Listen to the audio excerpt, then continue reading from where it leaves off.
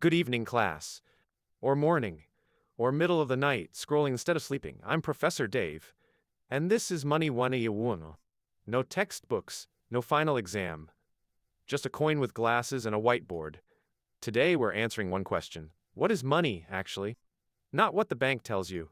Not what your parents think. What it really is, where it came from, where it's going, and why it keeps disappearing from your wallet. This is a long one. Or watch at 2x speed. I don't mind. Let's begin. Close your eyes. Imagine a world with no money. No dollars. No euros. No crypto bros. Just you, your stuff, and your neighbor's stuff. This was the barter system. I have fish. You have berries. I want berries. You want fish. Perfect trade. Everyone happy. But what if you don't want fish? What if you want a cow? Now I need to find a cow guy. Who also wants fish? And who thinks my fish are fresh enough? This is called the coincidence of wants. Fancy term. Simple problem. It's awkward. It's slow, and it's why we invented money. So humans looked around. What does everyone want? What doesn't rot? What can I carry without breaking my back? Shells. Salt. Cattle. In Ethiopia, they used salt bars. In Fiji, whale teeth. On Yap Island, giant stone wheels. Imagine buying groceries with a boulder. Keep the change. These are commodity money. They have value because the thing itself is valuable. Salt preserves food. Shells are pretty. Cows make more cows. But they have problems. Salt melts in rain. Shells get crushed. Cows need feeding. And giant stones? Not great for online shopping. We needed something better. Enter metals. Gold. Silver. Bronzed. Doesn't rust. Doesn't eat your hay. Portable. Durable. Divisible. You can make a big coin or a tiny coin. And everyone agrees it's pretty. First coins appeared around 600 BC. Lydia, modern Turkey. Little bean-shaped lumps of electrum, stamped with a lion. Official. Trustworthy. Government approved. This was a revolution. Trade exploded. Empires rose. And my great-great-great-grandpa became very popular. But coins are heavy. Try carrying $1,000 in pocket change. Your pants will fall down. So we invented paper. China, 11th century. The Song dynasty ran out of metal. Too many coins, not enough copper. So they printed receipts. I promise to pay the bearer. You give me gold. I give you paper. You trade the paper. Someone else claims the gold. Lighter. Scrabble. Europe took another 500 years to catch on. Paper? Worth something. Ridiculous. Then they tried it. And never looked back. This is when money became abstract. It's not the thing anymore. It's a promise about the thing. Fast forward 71. President Nixon. Big speech. America stops trading dollars for gold. The promise is broken. But the dollars kept working. Why? Because the government said so. And we believed them. This is fiat money. From Latin, let it be done. Value by decree. Not backed by gold. Not backed by silver. Backed by trust. And guns. Mostly guns. Today, 92% of the world's money is digital. Just numbers in a database. You tap your phone. Numbers move. You swipe your card. Numbers shrink. You check your banking app. Numbers stare back at you. Money is now invisible, and that's a problem. When money is invisible, we don't feel it. We don't respect it. And slowly, quietly, it loses value. This is inflation, not prices going up. Your money buying less. Same dollar. Less stuff. In 1950, a loaf of bread cost 10 cents. Today? That's not because bread is fancier. It's because dollars are weaker. Inflation is like a leak in your wallet. Tiny drip at first. You don't notice. Then one day, your wallet is empty. Where did it all go? Inflation stole it. And the government prints more dollars every year. More dollars chasing the same amount of stuff. Prices go up. Your savings. It's a hidden tax. No bill. No invoice. Just silence. And your coffee costs $8. So if money loses value, why save it all? Good question. This is where banks come in. Banks are not vaults. They're not storing your money under a mattress. They're renting it out. You give them $100. They lend it to someone else at 10%. They pay you 1%. Keep the 9%. That's the business. Your money works. You sleep. This is interest. Simple interest. You earn on your original money. Compound interest. You earn on your earnings.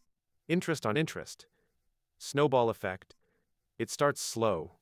Then 1 inch. Einstein called it the eighth wonder of the world. He was right. But most people ignore it because it's boring, because it's slow, because we want Lamborghini now, not retirement at 65. I get it. But math doesn't care about feelings. Let me tell you about Annie and Ben, two friends, same age, same salary. Annie starts investing at 25, $100 a month, just 100. She does this for 10 years, then stops, never invests again. Total invested, $12,000. Ben waits, life expensive. Kids, mortgage, Netflix. He starts at $100 a month. But he doesn't stop, 30 years. Every month. Total invested. $36,000. 3 times more than Annie. Who has more at 65? Annie. $143,000 vs. $122,000. She put in less. How? Time. Her money worked longer. 10 years of head start. Compound interest did the rest. This is not a trick, this is math. Starting early is not just good advice. It's the only advice that matters, but most of us don't start early. Why? Not because we're stupid, because we're human. Our brains evolved on savannas, hunt mammoth, eat mammoth, sleep, repeat. No spreadsheets, no retirement accounts. We are wired for now. Not for 40 years from now. This is present bias. $1 today feels more real than $10 tomorrow. Even if tomorrow is guaranteed, even if the math is obvious, we feel the pain of saving now. We don't feel the pleasure of wealth later, so we don't save, or we save too little, or we start too late.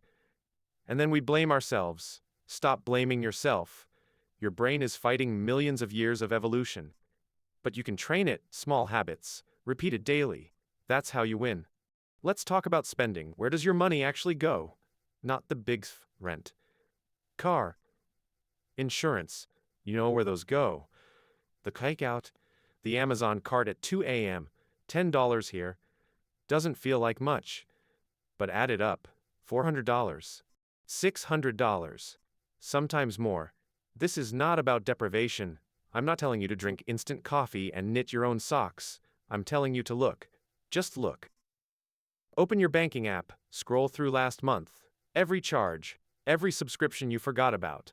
That app you used once in January, still charging you. That gym membership you haven't gone since 2019. That free trial you never canceled. This is not a budget problem. This is an attention problem.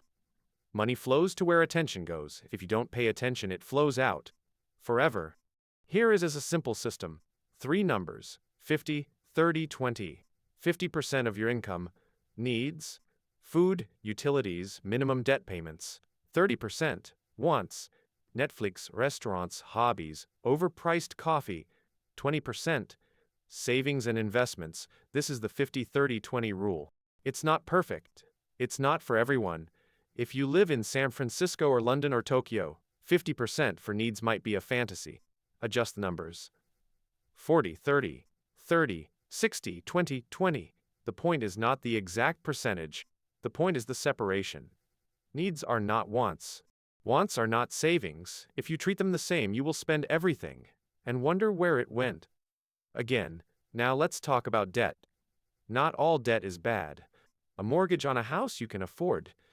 A student loan that leads to a higher salary? That's an investment. But credit card debt at 22%? That's an emergency. You are not building wealth. You are bleeding wealth. Every dollar of interest you pay is a dollar that could be growing. Compounding for you, not against you. If you have high interest debt, stop investing. Stop saving for vacation. Attack the debt. Smallest balance first. Highest interest rate first. I don't care which method. Just start. Every dollar you pay down is a guaranteed return. 22%, tax-free. Name me a stock that guarantees. You can't, because it doesn't exist. Debt. Then wealth. That is the order. Okay. You have no high interest debt. You have an emergency fund. 3 to 6 months of expenses. You are putting money aside every month. Now what? Now you invest. And investing is simpler than they want you to think. Wall Street wants you to believe it's complicated. Tickers, charts, options, derivatives. Fancy words for taking your money. Here is the truth. For 90% of people, The best investment is an index fund. An index fund is just a basket. It holds a little piece of hundreds of companies. You buy the basket. You own a slice of the economy. If the economy grows, your basket grows. Over time, the economy always grows. Not every year.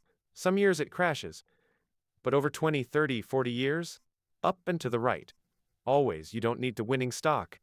You don't need to time the market. You just need to buy the basket. And keep buying. Every month. No matter what. This is dollar cost averaging. Prices are high, you buy less shares. When prices are low, you buy more shares. Over time, it averages out. No guess. Just discipline. Let me tell you about Bob. Bob is the world's worst market timer. He started investing in 1970.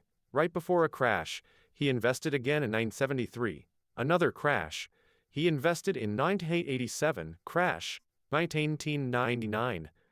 Dot-com bubble. Crash. Deuxième crisis. Crash. Crash. Crash. Pandemic. Crash. Bob bought at the peak. Every single time. If there was bad timing, Bob found it. If you had a friend who always buys at the top, that friend is Bob. Because Bob never's money. He held. He waited. The market recovered. Not because the market is magic. Because human innovation doesn't stop. Companies adapt. Workers produce. Value is created. Bob didn't beat the market. Bob participated in the market, and participation is enough. You are not Bob. You will not time this badly. Even if you do, even if you buy at the peak tomorrow, and the market crashes next week, if you hold for 20 years, you will be fine. History says so. Now let's talk about risk. Most people think risk is volatility, up and down, scary lines on a graph. That's not risk, that's no noise. Real risk is permanent loss, selling when you're down, locking in the loss, never recovering. Volatility is temporary, loss is forever. If you don't sell, you haven't lost, you just haven't won yet. This is the hardest lesson. Because watching your portfolio drop 30% feels like losing. Your stomach drops. Your hands sweat. Your brain screams, sell, sell, and if you sell, you lose. If you hold, you wait. And waiting is the only skill that matters. Not stock picking, not day trading, not crypto moonshots. Patience. Patience is the superpower. Crypto. I know you want me to talk about crypto. Everyone wants the shortcut. 10,000% returns. Lambo next year. Maybe, probably not. Bitcoin is 15 years old. Ethereum is 10. They are not going to zero. But they are not cash, they are speculation. You are betting that someone else will pay more. That's fine. Nothing wrong with speculation.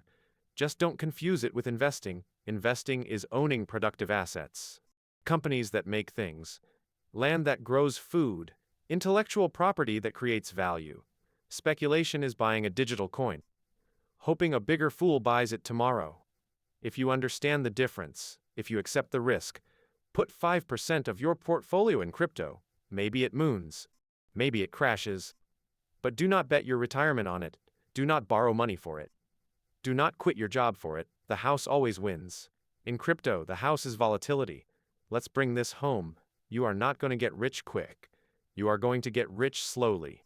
Or you are not going to get rich at all. Slow is the only path that works for normal people. 80% of American millionaires are first generation. They didn't inherit it. They didn't win the lottery. They worked. They waited. Average age of first-time millionaire, 55. Not 25, not 35, 55. That's 30 years of showing up. 30 years of investing every month. 30 years of not panic selling. It's not sexy, it's not a thumbnail. But it works, every single time. So, here is your homework. 1. Open your banking app. Cancel one subscription you don't use. 2. Set up an automatic transfer. $50, $20, whatever, every payday, before you can spend it. Read one page about index funds. Not a book, not a course. One page. Then do it again next week. And the week after. Small steps. Repeated. That's the curriculum. That's the whole class. This coin has been in circulation for 2,000 years.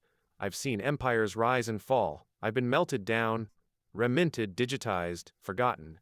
But I'm still here. And so will you be, if you're patient. If you're consistent. If you start today. Not tomorrow, not Monday. Your finances are in your hands. Go do your homework. Class dismissed.